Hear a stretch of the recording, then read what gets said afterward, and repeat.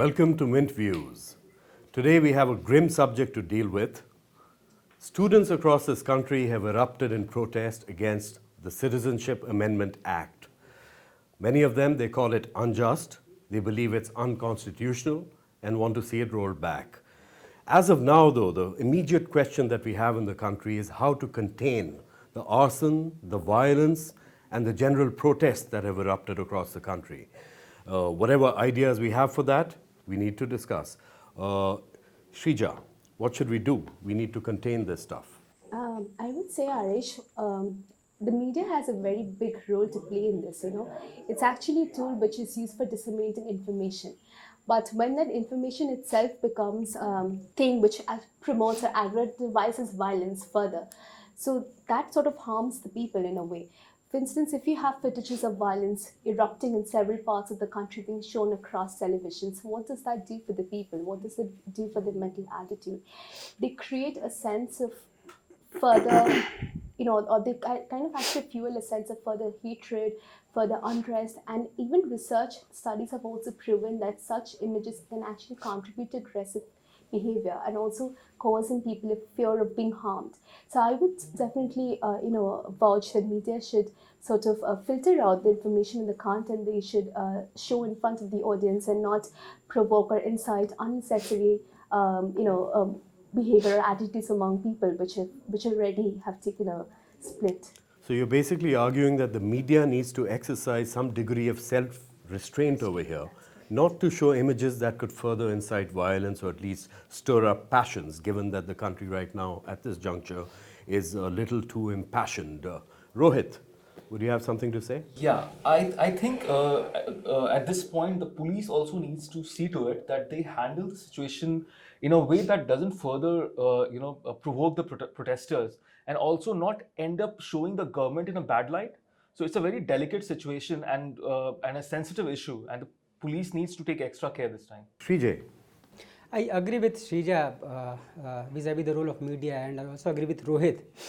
You see, but fundamentally, we must agree, we all agree that nobody has any right to take the law into their own hands and resort to violence, stone pelting, as we saw on television channels and as was reported by the print media as well. So to that extent, nobody should take the law into their own hands. Whatever their grievances, there are courts, there is a judiciary, there are lawyers available. If you have any grievance, you can make use of these platforms, these professionals, and knock the doors of the courts to get redressal. But I would also want to make another important point, which is that we can see that students are protesting and pelting stones on policemen.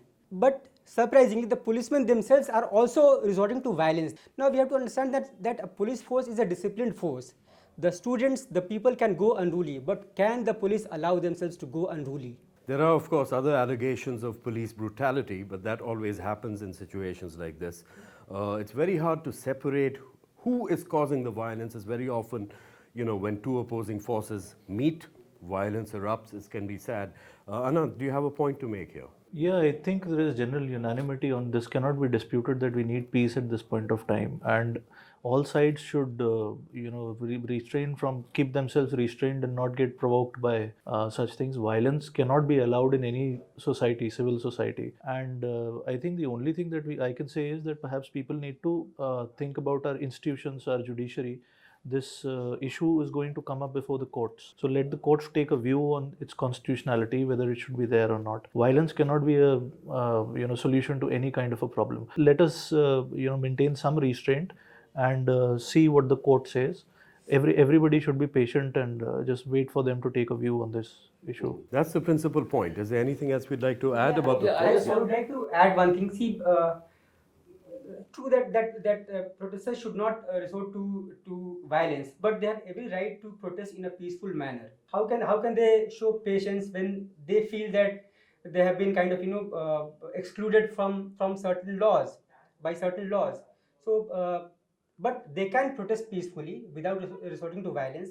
And as the CJI today said early this morning, that people should stop rioting. The Supreme Court is going to hear the matter further tomorrow. and I think till then at least people should just tamp down and.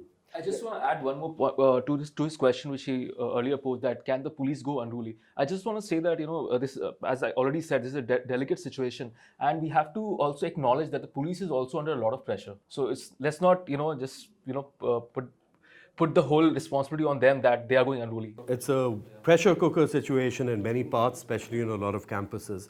It's important to mention here that these general protests or the general opposition to the Citizenship Amendment Act goes well beyond particular campuses where we can see violence taking place.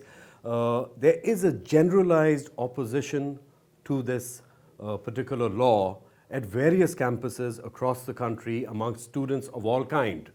So that's an important point.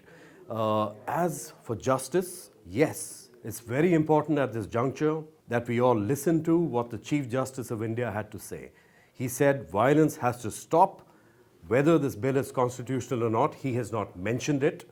But the implicit message of what the Supreme Court is saying is that they will have to look at this whole thing, and no one in the interim should jump in and start prejudging something which the court is still to look at closely. As of now, it will take up hearings on the issues of violence. Later on, it will definitely take a very close look at this particular law to see whether or not it is in consonance with our Constitution. Till then, there should really be none of this stuff going on out there on the streets. We all need to go back home, be careful, and be calm. That's very important. Thank you.